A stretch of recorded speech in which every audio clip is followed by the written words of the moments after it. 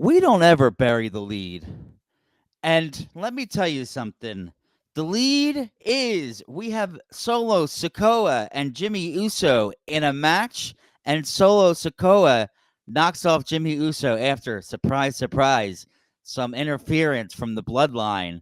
So Solo picks up the win from Jimmy Uso. And then we have a big schmoz at the end with a variety of people, Roman Reigns included. And Roman Reigns kind of takes the beat down. And we see this Timu bloodline, if you will, kind of looking strong, doing the little finger up, and Roman Reigns is knocked out in the ring. Mm-hmm. Dom, what'd you think of this main event? They are clearly trying to build, without saying it, they look like they're trying to bring back Bloodline 1.0 versus Bloodline 2.0.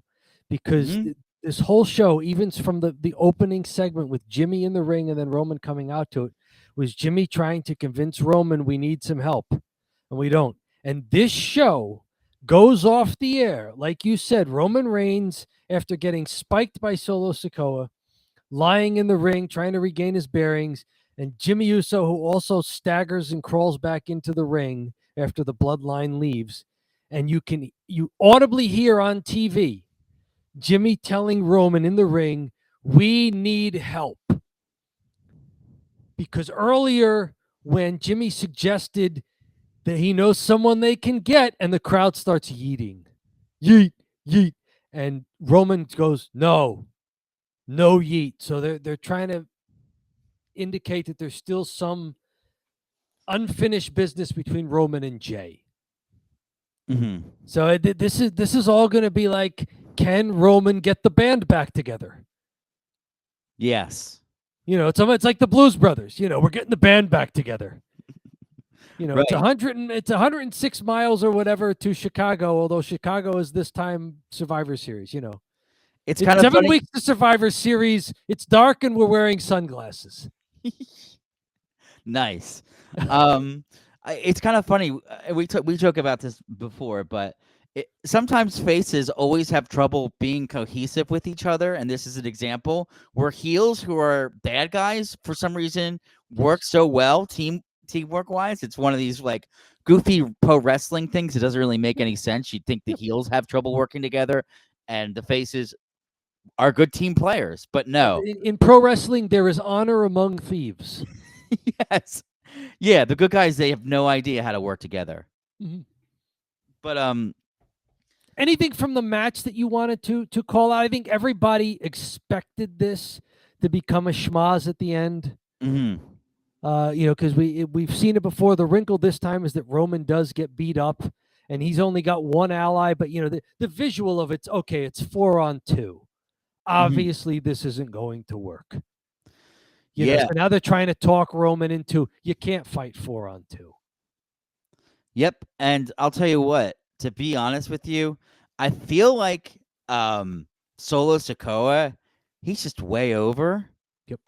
And even some of the stuff he was doing, like selling to the crowd, like his like woo he does. I'm not going to try to imitate it because I can't quite get what it is, but it's not like a Ric Flair woo, but it's a woo that the crowd boos.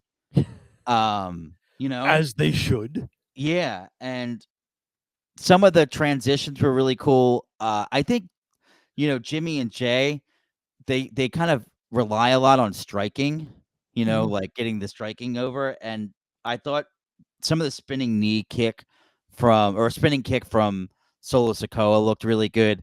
And when he has to move in there, you see his body type. He looks like he should be an offensive guard or a center or something. Like he's a big, strong, traditional, strong-looking person, right? Mm-hmm.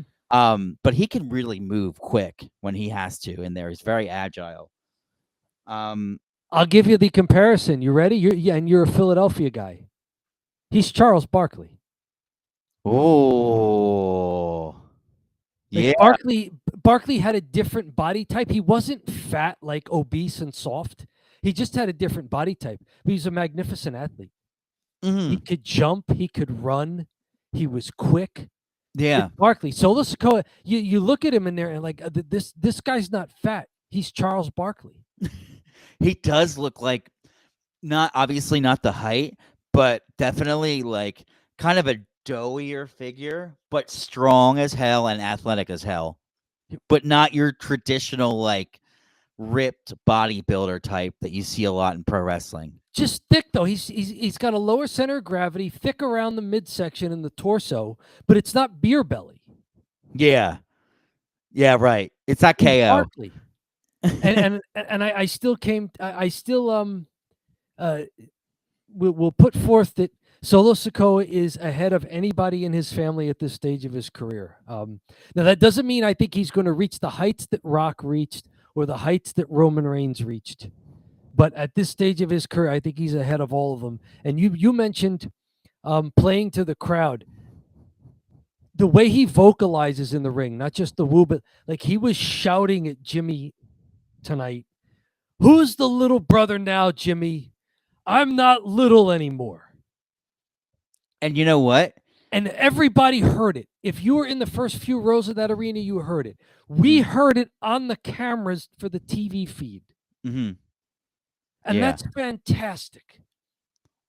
I'll tell you what, too. He's like they'll kind of, I should say, when he's screaming that at Jimmy the whole time, there's like a level of realism and there's an intensity that's right enough because it doesn't feel hokey. It sounds really intimidating and scary, you know. Mm-hmm. So he's got that down, and yeah, I'm really happy with Solo, and we've been for a while. Only spots I wanted to call out from this is mm-hmm. Solo does that Uranage. They call it the spinning solo, but he's not always spinning with it. It's just a really quick looking. Rock called it the rock bottom. It's that you hook the guy under his shoulders, under his armpits, and just drive him down. It's not really a choke slam because you're not up at the throat and you're not lifting him that high. It's just under the armpits. I like the Uranage slam. Jimmy, let's see here. Solo went to charge Jimmy in the corner, but Jimmy sprung up and caught him with a super kick, but they were both out and Solo got to his feet first. Jimmy does a top turnbuckle cross body. You don't see that a lot anymore. Although, as I'm saying that, both Jimmy and his wife did it on this show. The top turnbuckle cross body. For the 2K. Every top turnbuckle move, most of them, it's like, okay, the person is down already. It's like this one is, you deliver to an opponent who's gotten up. I like the top turn cross body. I like that. And when the timing's right and everybody bumps correctly, it's a great looking move. Let's see here. We've got Nick on us. Nick, welcome to the show. Thanks for joining. Hey, Solo doesn't look as dangerous as other enforcers in years past, other than the fact that he has a mohawk. He doesn't have the look to me of an enforcer or of a superstar. Okay, you brought up John. He doesn't have the height of Charles Barkley. Solo doesn't have the height. He looks short. Like Roman towers over people. The Rock towered over people. Mm-hmm. And I wonder if Cody Rhodes is going to have this problem. Cody Rhodes does not tower over people. No. If you're going to be in a faction and you are the shortest one there, you better be the wise man Paul Heyman, or it's going to cause a problem. So, yes, Nick, that's going to be an interesting call as to what they do. Because, yes, the visual is a little weird. Mm-hmm. Solo's doesn't look like the bar bouncer compared to the other guys. Now, in real life, Solo Sikoa is a huge human being. Yes. But compared to other wrestlers, he looks short and stocky. Yeah. Yes. Also, that's a great call out. Yeah. Also important to note, in real life, just because you're tall doesn't mean you're tough. So, if you look at even like UFC, there's a big fighter, Daniel Cormier, and he was their heavyweight and 215 champ, and he'd be fighting dudes that were just so ripped, and he was just so thick, but he's this great wrestler. He had tons of endurance, and he just like a doughy guy beating up on these ripped dudes. So, you know, if you, I guess that's, it's not traditional pro wrestling that you're not so ripped, but times are changing. Vince is gone, so you're going to see different body types. I also think that if you're going to be an enforcer, you almost can't talk. So when Solo made the transition to being the new tribal chief and he's talking, Now Jacob Fatu is the enforcer. Yeah. And he's great at being the enforcer. He's a tremendous athlete, too. Wild Samoans recreation with Jacob and Solo.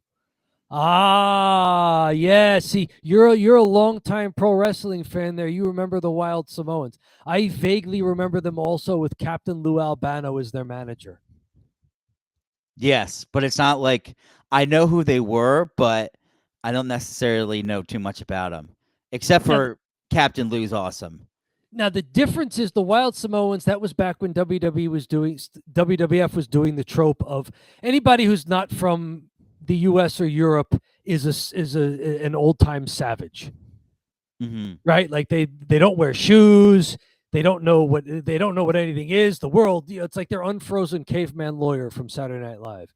Your world frightens and confuses me. What is this box with the lights coming out of it? It looks like there's people in there. Nowadays, like Solo Sikoa comes out dressed to the nines in a suit. He's articulate on the microphone, so it's not the old time trope.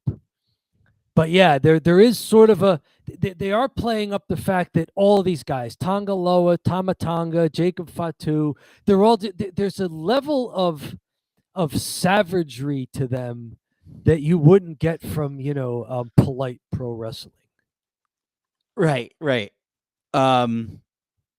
Anything It's a else? danger factor. I like. Do you like that? Do you think they're? Tell us in the chat. Tell us in the comments, and I'll throw the question out to you, John. Do you think that WWE has done a good job of sort of updating some of the foreign cultures that they try and exemplify without making everybody like backwards savage? Oh, this is a dangerous question, Dom. This is the internet. Let's see here. I'll say yes. I mean, sometimes the tropiness gets like, all right, I get it. It's all this type of person together, but it's not. I don't think they're making them like backwards people who somehow aren't modern people. Yes, right. It's not that offensive, not that level. Kabuki Warriors are modern people. Yes, I think they do probably need to, and I think you see it with the Judgment Day. I like when they kind of mix the people up a little bit better. Like the Judgment Day, you have different types of people, different body types, different backgrounds, and it's a really cool mix. Yes. Versus like, oh, we have 3 black guys, let's make them like they did it with Bobby Lashley and the Street Profits, and it was just like, we don't have to necessarily do that, right? Yep. But yes, but nobody's treated like they're Kamala or Gorilla Monsoon. Or even Giant Gonzalez. It's like, oh, we found this guy in the jungles of Argentina. Right. That's all gone. I have another one that came through from Nick. Very good. Solo hasn't won, so he in kayfabe is not that tough. Ooh, see, when he was the enforcer, he was beating everybody. He had an undefeated streak for a while. Yeah, he was really close to getting that mega push because he kept being undefeated and then eventually started losing. Recently, though, he just keeps losing to whomever the top baby face is, which is Cody. It feels like he's lost to Cody several times. He's lost to Cody a couple of times. But other than that, I mean, he beats Jimmy tonight. Poor Jimmy on his return. Right, poor Jimmy on his return. He was the hero at Bad Blood. Yeah. But yeah, on this one, yes, he gets on the short end of a 4-on-1 and gets pinned by his little brother. Ever since he dropped the tag titles, he has just been losing, and he's the default job guy, And I don't know what. I smell a favorite for the Ricochet Memorial Award. Right. Well, we were going to give it to Misha, but she's winning now, so I guess. Right. All right. Maybe it's Jimmy Uso. Right.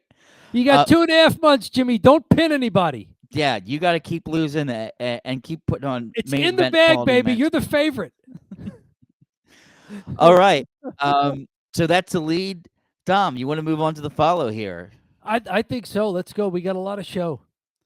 What do you like? What do you like? We had 4 matches tonight, plus a lot of backstage stuff. So you pick it. Where do you want to go next? I'm going to go ahead and say my match of the night here is right after the opening talking segment, the opener match. LA Knight versus Carmelo Hayes for the U.S. title.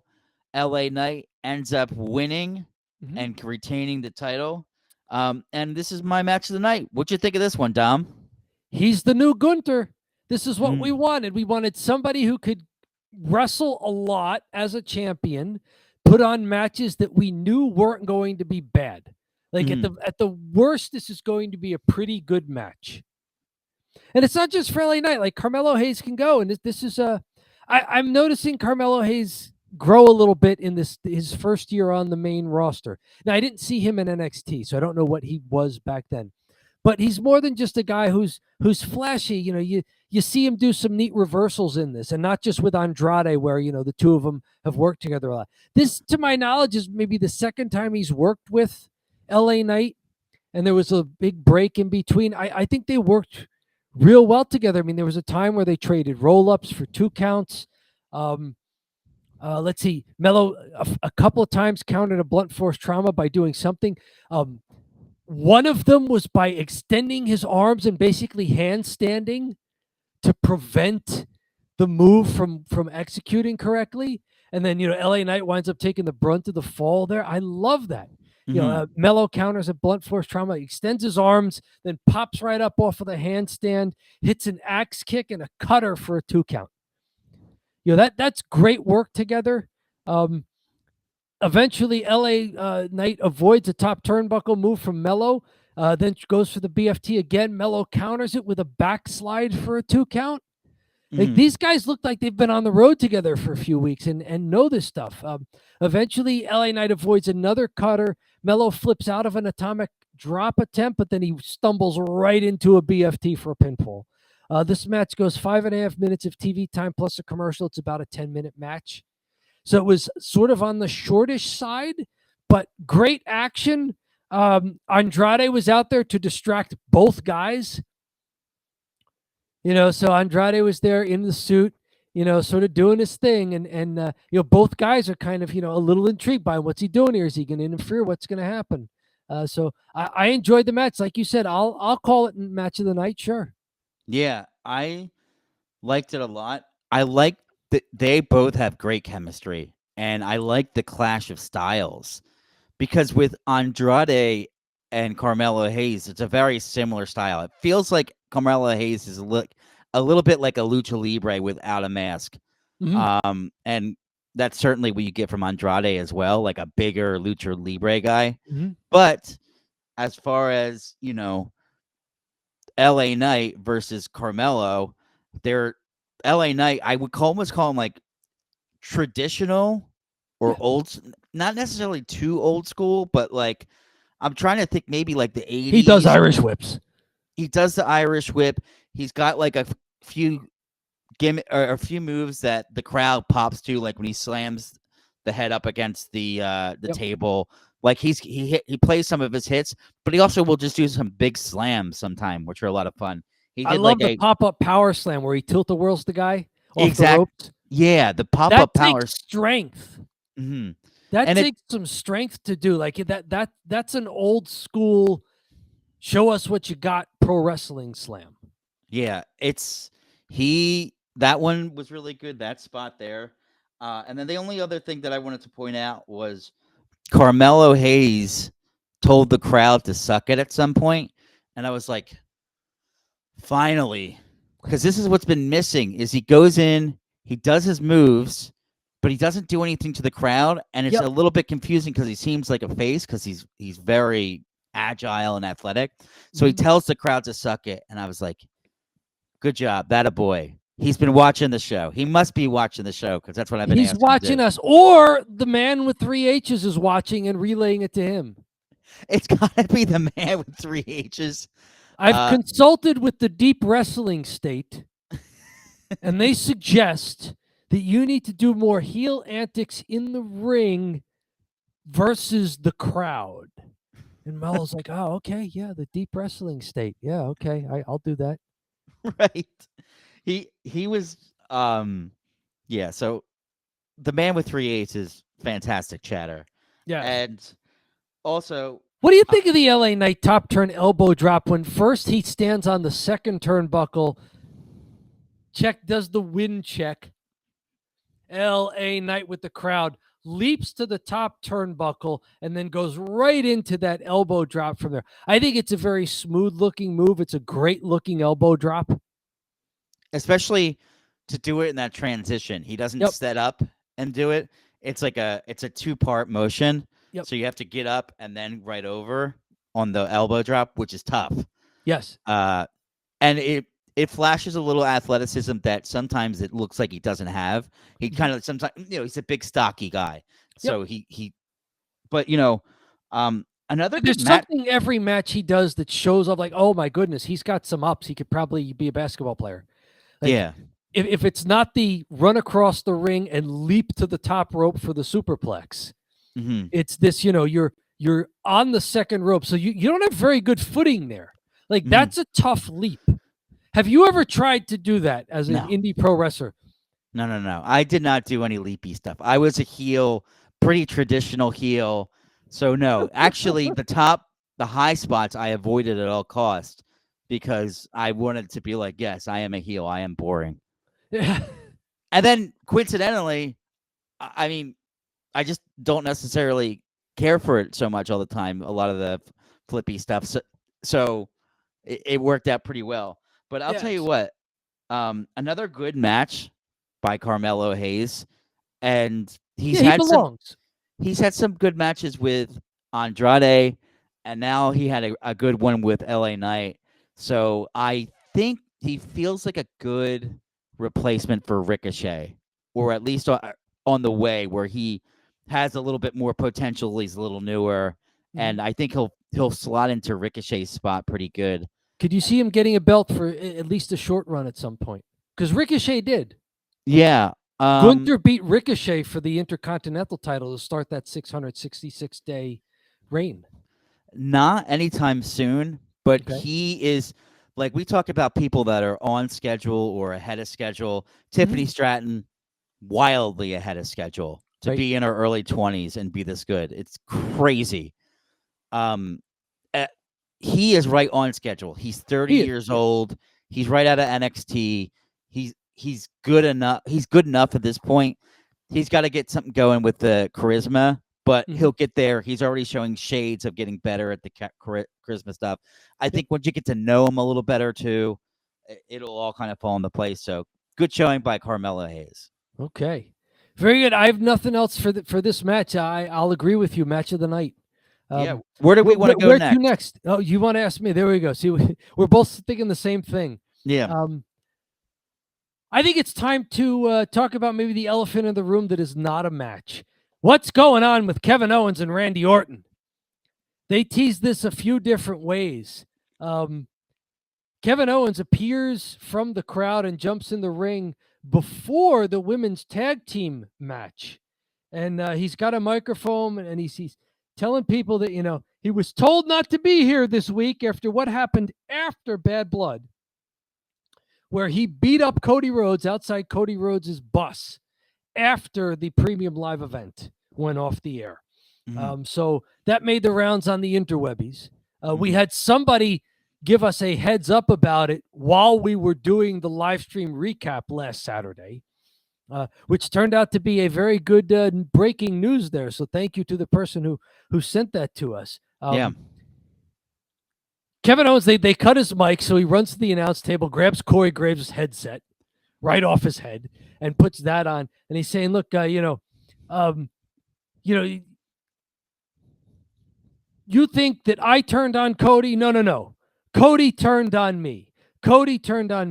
This brings out Cody Rhodes, of course, and security keeps them apart. Eventually, Randy Orton comes out. He calms down Cody Rhodes on the entranceway, gets into the ring where Kevin Owens is, and he's trying to calm down Kevin Owens, who wants to go after Cody Rhodes. And eventually, Kevin Owens just doesn't know who's behind him, throws a back elbow at somebody who's trying to restrain him. It turns out it was Randy Orton. So Randy Orton turns Kevin Owens around. They start arguing. Randy hits him with a European uppercut. And Kevin Owens just drops. And at this point, he realizes it's his friend Randy Orton who just flattened him. And then Randy realizes he just flattened his friend. And so, they play this up throughout the show. A little later, backstage, there's Randy Orton and Nick Aldis trying to calm down Cody Rhodes. They're telling Cody, look, get on your bus and leave. Randy's going to go fix things with Kevin Owens. By the way, this show became like the Nick Aldis show. He got so much screen time in so many different ways. Randy says, look, I'll go fix this with Kevin Owens. And Nick Aldis pats Randy on the shoulder and says, look at you, Randy Orton, voice of reason. Who would have thought? Right. And he walks off, and there's Randy Orton just like burying his face in his hands. So this is an ongoing thing. And sure enough, a little later, while Nick Aldis is doing other stuff as well, out of the corner of his eye, he sees something happens. He runs over, starts calling for security. It looks like Kevin Owens has been attacking Randy Orton. They run Kevin Owens off, and he's calling for medics to come help Randy Orton. So we were wondering, does Kevin Owens just turn on Cody Rhodes? It looks like he did, but that doesn't mean he's going right into a feud with Cody Rhodes. It looks like they're bringing him first into a pretty good feud with Randy Orton. This is going to be a fun thing for two veterans to do that'll be interesting, that doesn't involve a belt, because two veterans like this don't require a belt. I'll give you an example. CM Punk and Drew McIntyre. Not everything needs a belt to be really cool. If you've got two longtime veteran workers in there. Yeah. I think it's drive time. It's drive time. It's time for the thumb drive, where you and I are going to use these opposable digits there on our hands to distill this entire show into a simple thumbs up or a thumbs down. There are no ties. There are also no star ratings, no letter grades, no number grades. You are taking this course. Pass, fail. Dom, we're not Dave Meltzer. We're not 7 stars at the Tokyo Dome. We're not 1 star on Sunday Night Heat. No. You take this a thumbs up or a thumbs down. That's what we're going to be doing. Thumbs up, thumbs down. No stars. So ready? I am ready, my friend. 3, 2, 1. Oh, thumbs up. Yeah, this is an easy thumbs up for me. Dom, what did you think? Why did you give this a thumbs up? Fun show, and we got an LA Knight title match, and it delivers. If that's going to be the norm going forward, that LA Knight is that U.S. title belt is going to be the TV championship that gets defended a lot on TV, and we get to see it, and it's around the waist of a guy who's that great, who can deliver. Then, yeah, I mean, they got a lot done. There was a lot of action, and we got an LA Knight title match. I like it. Oh, we got 3 thumbs up. There we go. The Fixer gives it a thumbs up as well. I like it. Yeah. From my perspective, let me tell you something. The thumbs up was way easy for me because LA Knight and Carmelo Hayes was good, really good. And I was like, this is all I kind of want from SmackDown. It's just like a good TV match. That was good enough. Like Jay Cargill and the NXT call-ups, sure, that's not great. But then the rest of the stuff is pretty good, We have a main event match between Jimmy Uso and Solo Sikoa. Like a match at the end. That's stuff I like. So pretty easy for me to give it a thumbs up. And yeah, strong SmackDown for sure.